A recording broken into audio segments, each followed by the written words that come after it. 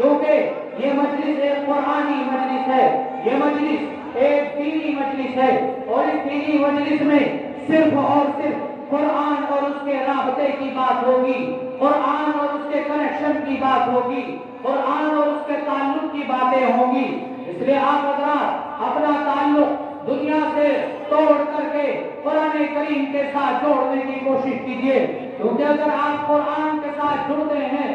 آپ تعلیمات نبوی کے ساتھ جڑتے ہیں،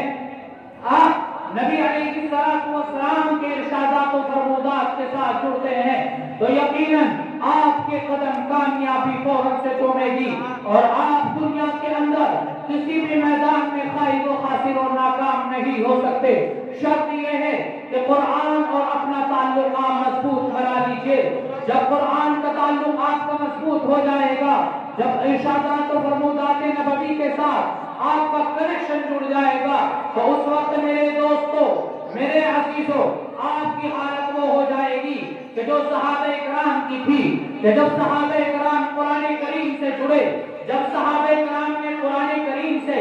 ربط و تعلق پیدا کیا، تو آپ حضرات دیکھیے جس وقت یہ قرآن کریم ان کے درمیان میں اترا، تو جن لوگوں کی کوئی سیاسی حیثیت نہیں تھی، جن لوگوں کے پاس مال و دولت کی فراوانی نہیں تھی، جن لوگوں کے پاس دنیا کے باقی وسائل نہیں تھے، جب وہ قرآن کریم کے دامن میں آئے تو وہ بکریوں کے چرواہے امام بن کر کے کھڑے ہو گئے، اور وہ نگریوں میں کھیلنے والے دنیا کو امن کا درس سکھانے لگے، اور جب قرآن کریم کے دامن میں آئے تو پھر انہوں نے دنیا کو درس سیاست بھی دیا، درس معیشت و تجارت بھی دیا، اور دنیا کے سامنے علم کی بدھیاں بھی سلجھا کر کے دکھلائی۔ کیوں؟ اس لیے کہ قرآن کریم کے جب دامن میں کوئی آ جاتا ہے تو قرآن کریم اسے تمام چیلنجوں کا جواب دینا سکھاتا ہے، قرآن کریم اسے ہر فتنے کا مقابلہ کرنا سکھاتا ہے۔ آپ نے دیکھا ہوگا وہ ابو بکر صدیق جو قرآن کریم سے جڑنے سے پہلے ابو قحافہ کا بیٹا تھا اور صرف ابو بکر تھا، جب قرآن کریم کے ساتھ اس نے اپنا تعلق قائم کیا تو دنیا نے دیکھا کہ قرآن کریم نے اسی ابو بکر کو صدیق بنا کر کے کھڑا کر دیا۔ آپ نے عمر کے بارے میں سنا ہوگا، ارے وہی عمر کہ جب تک قرآن کریم کے دامن میں نہیں آیا تھا صرف خطاب کا بیٹا عمر تھا، علیہ السلام کے قتل کے فراق میں رہتا تھا، حضور علیہ السلام کے خلاف ہر وقت مشورے میں، حضور علیہ السلام کے خلاف ہر وقت رائے دینے میں آگے اور پیش رہتا تھا۔ جب قرآن کریم کے ساتھ جڑ گیا تو قرآن کریم نے اسے فاروق اعظم بنا کر کے کھڑا کر دیا۔ وہ عثمان جو صرف عفان کا بیٹا تھا اور دین کے بارے میں، علم کے اور مسائل کے بارے میں، قرآن کریم کے تعلق کے بارے میں اسے کوئی خبر نہیں تھی، جب حضور علیہ السلام کے دامن مبارک میں آ کر قرآن کریم کے ساتھ اس نے اپنا تعلق جوڑ لیا تو وہ ذو رحم بن گیا۔ وہ علی جو صرف ابو طالب کا بیٹا تھا، جو علی صرف ابو طالب کا بیٹا تھا، جب قرآن کریم کے دامن میں آیا تو قرآن کریم نے اسے علی مرتضیٰ بنا کر کے کھڑا کر دیا۔ اور آپ حضرات جانتے ہیں کہ قرآن کریم کے دامن میں آنے سے پہلے فارس کا سلمان تھا، جب نبی علیہ السلام کے دامن میں آ کر کے قرآن کے ساتھ اس نے اپنے تعلق کو مضبوط کیا تو وہی سلمان نبی کا ایک فرد کہلانے لگا۔ قرآن کے دامن میں آنے سے پہلے حبشے کا رہنے والا صرف بلال تھا، لیکن جب قرآن کریم کے دامن میں آیا تو قرآن کریم نے اسے مؤذن رسول بنا کر کے کھڑا کر دیا۔ قرآن کریم کے دامن میں آنے سے پہلے سعد صرف وقاص کا بیٹا تھا، جب قرآن کریم کے دامن میں آ جاتا ہے حضور علیہ السلام کے ساتھ میدان جہاد میں تیر اندازی کرتا ہے، نبی علیہ السلام اس کو کہتے ہیں، اور نبی علیہ السلام دنیا کا طور و طریقہ بدل کے رکھ دیتے ہیں۔ تمام صحابہ، تمام دنیا کے حضور علیہ السلام سے محبت رکھنے والے لوگ یہ کہتے تھے، حضور میرے ماں باپ آپ پر قربان ہو، حضور میرے ماں باپ آپ پر قربان ہو جائیں، لیکن سعد بن ابی وقاص جب قرآن کے دامن میں آ کر کے تیر چلاتا ہے، نبی علیہ السلام اس کو فرماتے ہیں، ارمی یا سعد فداک ابی و امی، سعد تیر چلا، میرے ماں باپ تجھ پر قربان ہو۔ ہاں یہ قرآن کریم جب کسی کو اپنے ساتھ جوڑ لیتا ہے، یہ قرآن کریم جب کسی کے ساتھ اپنا تعلق اور رابطہ بنا لیا کرتا ہے، یہ دنیا کے اندر بھی سرخرو کرتا ہے اور آخرت کے اندر بھی سرخرو کرے گا۔ اس لیے ہمیں چاہیے کہ ہم بھی قرآن کریم کے نام پر متحد ہو جائیں، کیونکہ اگر یہ محافل قرآن نہ ہوتی اور یہ مجالس و محفل دین کی نہ سجائی جاتی تو میرے محترم آپ یاد رکھیے قرآن کریم سے تعلق مضبوط نہ ہو سکتا، اور جب قرآن کریم سے تعلق مضبوط نہ ہوتا تو ہم دنیا کے اندر بھی ناکام ہوتے، ہم آخرت کے اندر بھی ناکام ہوتے۔ اس لیے آپ حضرات قدر کیجئے ان محافل قرآن کی، قدر کیجئے ان مجالس قرآن کی۔ ارے یہ قرآنی مجالس اسی لیے سجائی جاتی ہیں کہ آج انسانیت کو ٹیکنالوجی نے جس نے انسان کی خدمت کرنی تھی، آج اسی ٹیکنالوجی نے انسان کو انسانیت کے دائرے سے باہر کر دیا ہے۔ آج اسی سائنس اور ٹیکنالوجی نے جس نے انسانیت کی خدمت کرنے کے بجائے انسانیت کو تباہ و برباد کر کے رکھ دیا ہے، جس نے ان سے خونوں کی ندیاں بہاتی ہے، جس ٹیکنالوجی اور سائنس نے لاشوں کے انبار لگا دیے ہیں، اسی قرآن کریم کے ساتھ آپ کے تعلق مضبوط کر کے ان سب چیزوں کا خاتمہ کرنے کی کوششیں کی جاتی ہے، تاکہ یہ محافل قرآن ہمارے اندر ایسی روح پھونک دے کہ ہم اس سائنس اور ٹیکنالوجی سے پیدا ہونے والے فتنوں کے خلاف ایک آواز بن کر کے کھڑے ہو جائیں، اور جب ہم ان کے خلاف آواز بن کر کھڑے ہو جائیں گے تو پھر ہمیں دنیا بھی کامیاب ملے گی اور ہماری آخرت بھی انشاءاللہ تعالی ذرا کامیاب ہو جائے گی۔ اس لیے اپنی آخرت و دنیا کو بنانے کے لیے میرے محترم آئیے قرآن کریم کے ساتھ اپنا تعلق مضبوط کیجئے، آئیے نبی علیہ السلام کی تعلیمات و ارشادات کے ساتھ اپنا تعلق مضبوط کیجئے۔ ہاں میں جس ٹیکنالوجی کی بات کر رہا تھا اسی کے بارے میں قرآن کریم کی طرف اپنے تعلق کو مضبوط کرنے کا اشارہ کرتے ہوئے علامہ اقبال شاعر مشرق یوں گویا ہوتا ہے کہ بتانے رنگ و بو کو چھوڑ ملت میں گم ہو جا، بتانے رنگ و بو کو چھوڑ ملت میں گم ہو جا، نہ ایرانی رہے باقی نہ افغانی نہ تورانی۔ اس لیے آپ حضرات کا یہ حق بنتا ہے کہ قرآن کریم کے ساتھ اپنے تعلق کو مضبوط کر لیجئے، اور میرے محترم کوئی بھی مجالس و محافل کے ذریعے سے ہو سکتا ہے، اور یہ دنیا ایک بار پھر یہ دنیا کے مسلمان جو آج ہر طریقے سے مارے جا رہے ہیں، پیٹے جا رہے ہیں، کاٹے جا رہے ہیں، ان کی لاشوں کے انبار لگائے جا رہے ہیں، ان کی خون کی ندیاں بہائی جا رہی ہے، یہی مسلمان اگر قرآن کریم کے نام پر اتحاد و اتفاق کا دامن تھام لے گا تو پھر آج بھی دنیا کو سرنگو کرنے کے لیے اور دنیا کے اوپر اپنا سکہ چلانے اور راج کرنے کے لیے آج کا مسلمان ایک بار پھر شافی اور کافی ہو سکتا ہے۔ اس لیے میرے محترم ان محافل قرآن کی قدر کیجئے، ان مجالس قرآن کے ساتھ اپنے تعلق کو مضبوط کر لیجئے، قرآن کریم کے ساتھ اپنے تعلق کو مضبوط کرنے کی کوشش کیجئے۔ آپ حضرات نے دیکھا ہوگا کہ قرآن کریم کے دامن میں آنے سے پہلے جس وقت حضرات صحابہ کرام نے قرآن کریم سے اپنا تعلق مضبوط نہیں کیا تھا، آپ نے دیکھا ہوگا کہ دنیا کی جتنی ساری برائیاں ہو سکتی تھی وہ ان کے اندر پائی جاتی تھی۔ 300 سال تک صرف ایک ذرا سی بات پر جنگیں چل جایا کرتی تھی، لیکن قرآن کریم نے ان کے اندر آ کر ایسا اتحاد و اتفاق پیدا کر دیا کہ دنیا آج بھی ان کی مثال پیش کرنے سے قاصر ہے، جن کی مثال نہ دنیا پیش کر سکی ہے نہ کر سکتی ہے، اور نہ ہی ان کا ثانی کوئی پیدا ہو سکتا ہے۔ کیوں؟ اس لیے کہ انہوں نے شریعت کو اپنی طبیعت بنا لیا تھا، اور ہم نے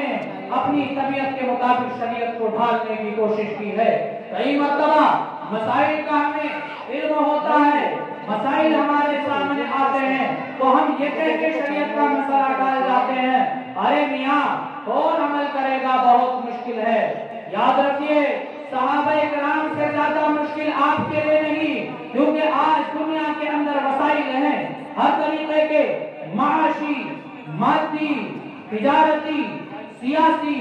اور معاشرتی تمام طرح کے وسائل آج دنیا کے اندر پائے جاتے ہیں۔ ارے ان لوگوں کو دیکھو، جب بیٹا ایمان قبول کر لیا کرتا تھا، باپ گھر سے نکال دیتا تھا،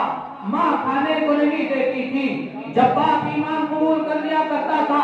بیٹا گھر سے باہر پھینک دیا کرتا تھا۔ جب اولاد اسلام قبول کر لیا کرتی تھی اور قرآن کریم کے ساتھ جڑ جاتی تھی، وجہ اس کی ہوتی تھی کہ وہ قرآن کریم کو ہی حق جانتے اور مانتے تھے، ان کے ساتھ کیسے نازیبہ سلوک کیے جاتے تھے۔ آپ حضرات نے بارہا سنا ہوگا، حبشے کا بلال جس وقت قرآن کریم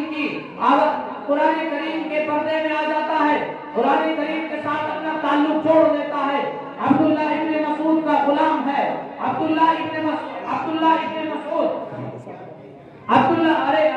حضرت بلال حبشی رضی اللہ تعالی عنہ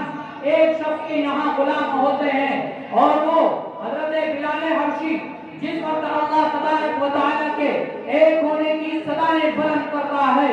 اور احد احد کی صدائیں لگاتا ہے، بلال حبشی کو عرب کی زمین کی سنگلاخ زمین پر اور پتھروں والی زمین پر ننگے بدن لٹایا جاتا ہے، اور بلال حبشی کو کہا جاتا ہے کہ بلال، اے خدا کے ہونے کا انکار کر دے،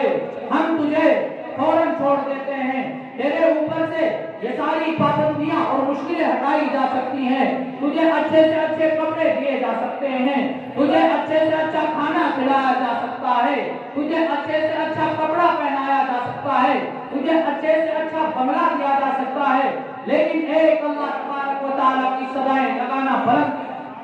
بند کر دے۔ حضرت بلال حبشی رضی اللہ تعالیٰ کتنا بہترین جواب دیتے ہیں، اتنا خوبصورت اور عظیم الشان جواب کہ سونے کے پانی سے لکھنے کے قابل ہے۔ بلال حبشی کہتا ہے، ارے تم زیادہ سے زیادہ کیا کر سکتے ہو؟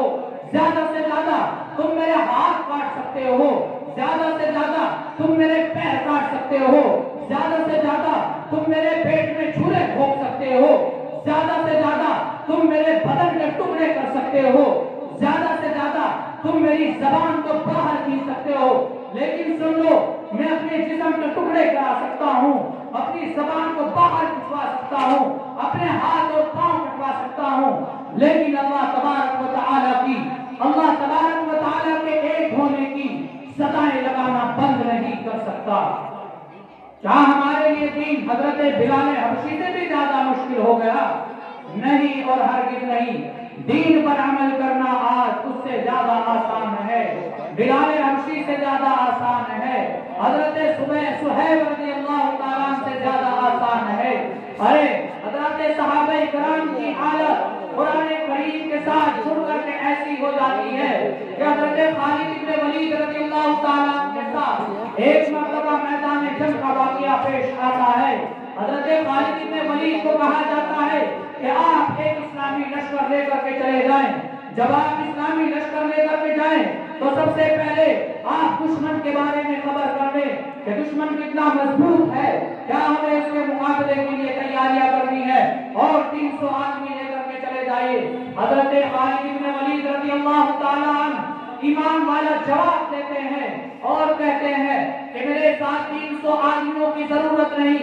مجھے صرف 30 آدمیوں کا لشکر کافی ہے۔ حضرات صحابہ کرام خالد بن ولید رضی اللہ تعالیٰ عنہ کی پیٹھ تھپتھپاتے ہیں اور کہتے ہیں، اے خالد بن ولید، اے ولید کے بیٹے خالد، ارے تجھے تیری قوت ایمانی مبارک ہو، لیکن یہ دنیا دار الاسباب ہے، یہاں ہر کام کے کرنے کے لیے کسی نہ کسی چیز کی ضرورت پڑا کرتی ہے، اس لیے ہم آپ کو مشورہ دیتے ہیں کہ آپ 300 آدمی لے کر کے چلے جائیں۔ کہ خالد بن ولید رضی اللہ تعالیٰ عنہ کہتے ہیں کہ نہیں جناب، میرے ساتھ 30 آدمی کافی ہیں۔ حضرت خالد بن ولید رضی اللہ تعالیٰ 330 آدمیوں کو لے کر کے جاتے ہیں، میدان کارزہ لگا ہوا ہے، دشمن سامنے سب لگا کر کے کھڑا ہوا ہے، اور اعلیٰ اور نیچے میدان پر مدن ہو چکا ہے، اور حضرت خالد بن ولید رضی اللہ تعالیٰ عنہ کو کہتا ہے، جس وقت حضرت خالد بن ولید اپنے دوستوں کو اور اپنے ساتھیوں کو کہتے ہیں کہ ہم ان سے جنگ کرنے کے لیے آئے ہیں، انشاءاللہ تعالی جب تک ہم ان کا منہ نہیں پھیر دیں گے، اور جب تک ہم دین اسلام کے نام پر جنگ کو نہیں جیت لیں گے تب تک ہم میں سے ایک بھی آدمی پیچھے نہیں ہٹے گا۔ اس وقت کا جو کفار کا سردار ہوتا ہے آگے بڑھتا ہے اور کہتا ہے ارے میاں کہاں چکر میں پڑے ہو، کہاں ہم سے لڑنے کی تم طاقت و جسارت کر رہے ہو، ادھر سنو، ہم تم کو کچھ اشرفیاں دے دیتے ہیں اور تمہیں چند بوریاں کھجور کی دے دیتے ہیں، لو جاؤ اور اپنی جان بچاؤ۔ حضرت خالد بن ولید رضی اللہ تعالیٰ عنہ اس کو کہتے ہیں او اللہ کے دشمن، اور قرآن کے دشمن، اور دین کے دشمن، اور محمد صلی اللہ تعالیٰ علیہ وسلم کے دشمن، میری باتوں کو سن، میری باتوں کو سن، کیا تیرے اندر جو تو ہمیں اشرفیاں اور کھجوریں دے کر ٹالنا چاہتا ہے مقابلے کی ہمت نہیں ہے؟ بس اتنا کہنا ہوتا ہے اور وہ کافر سردار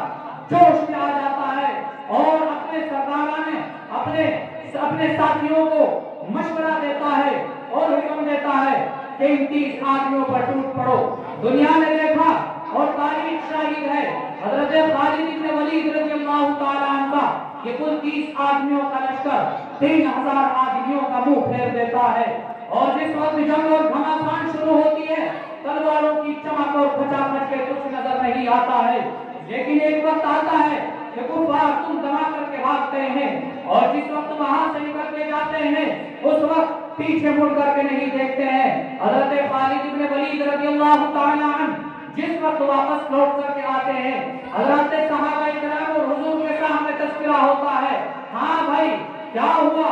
جنگ کس نے جیتی، جنگ جیت کے آئے ہو کہ جنگ ہار کے آئے ہو، کیا تم اسلام کا نام سر بلند کر کے آئے ہو یا اسلام کی نام کٹا کے آئے ہو؟ حضرت خالد بن ولید وہ صاحب ایمان جواب دیتا ہے ارے میاں کہاں کی باتیں کرتے ہو، اسلام ہو اور مغلوب ہو جائے ایسا ہو ہی نہیں سکتا ہے،